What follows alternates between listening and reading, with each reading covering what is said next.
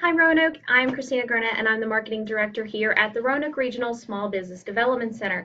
And today's entire FAQ Live is going to be about the many different updates that Facebook has made this week.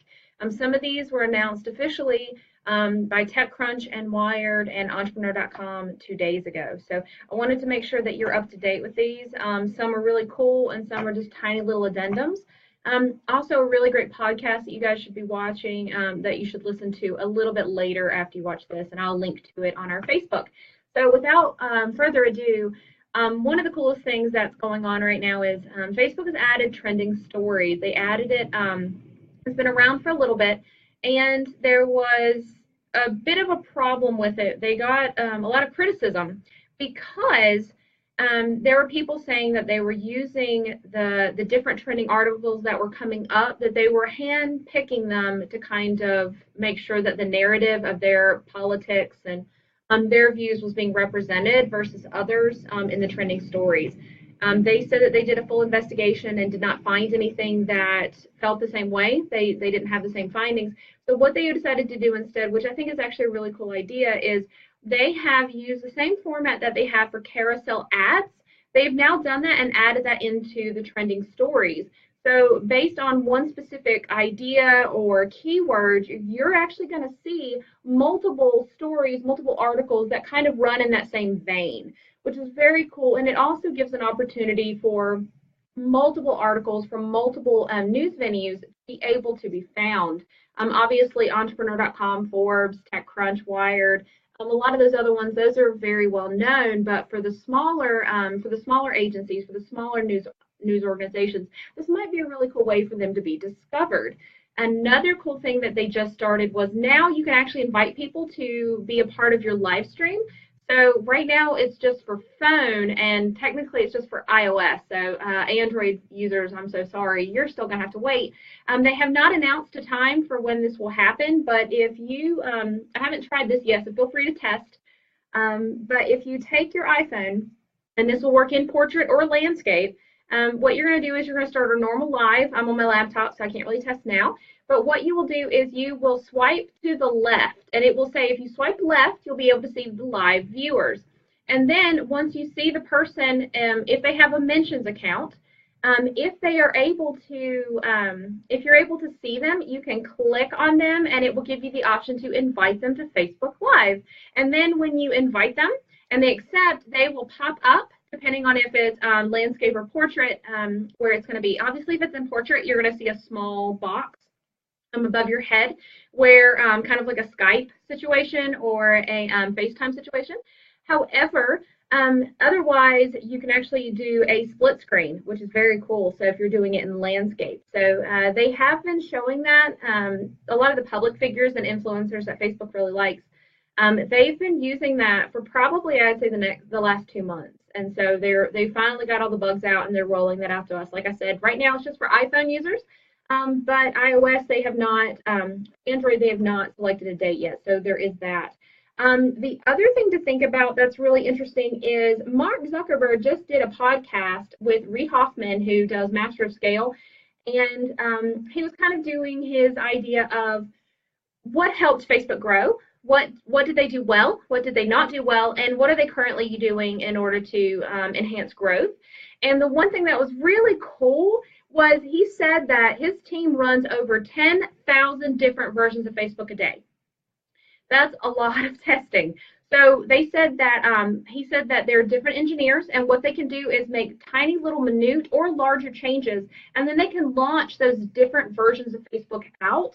So they could have a group of 10,000 people, 20,000 people, 100,000 people, and really, without really saying like, oh, it's an update, really kind of pushing to see how are people reacting to that? How is the user experience? How's the UX? Are they using it more? Are they using it less? Do they actually make a comment talking about that specific change, whether it was minute or something a bit larger? Basically, what was the experience? Because if they have a great experience, and even if people like verbally discuss what they like about it, maybe that's something that gets rolled out later.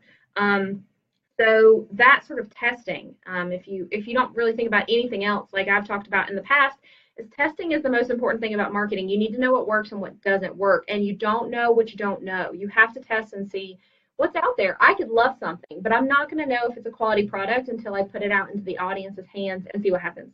So there was actually, I really highly recommend listening to that podcast. It's not very long, and it actually has some really great points. And one thing that I loved is the kind of motto that Mark Zuckerberg kind of is aligned with, which is move fast and break things.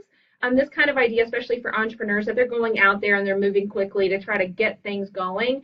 And there's going to be broken eggs along the way. There's going to be mistakes. There's going to be things that you're not proud of. There's going to be products that did not go out the way that you wanted them to by the time that they were released.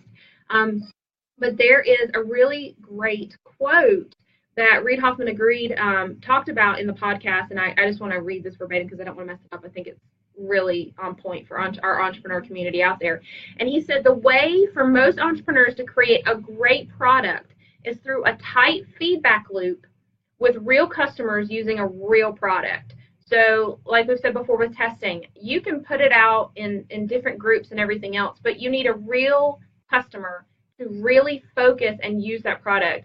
That's going to be the litmus test for you. That's what's really going to decide if it's a great product or not. And it's going to give you the true feedback that you need in order to enhance the product, change the product, do whatever you need to do to make it great.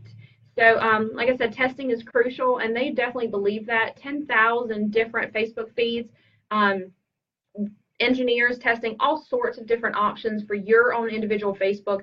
You might be a test group and not even know it. So the next time you're on your Facebook and you are playing with something or you see something different, how do you feel about that? Do you like it? If you do like it, say something. And a thing that popped up recently that I absolutely adored was the grateful emoji. That was one of the reaction emojis for post. And to be fair, the timing was perfect.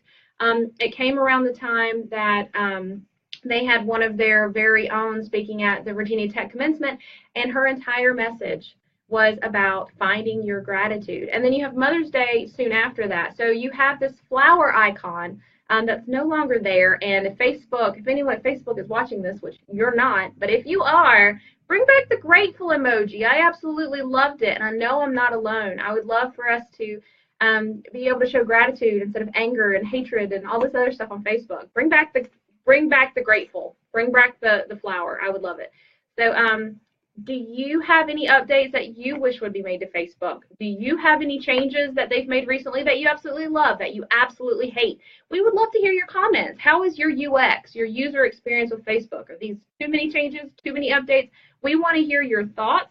Feel free to bring them down here. Let me see what you think. What are your comments, good, bad, or indifferent? And once again, I'm Christina Garnett, the marketing director here, and I just want to do a special shout out again to our sponsors. Because of you guys, we are not able to help our community the way that we can.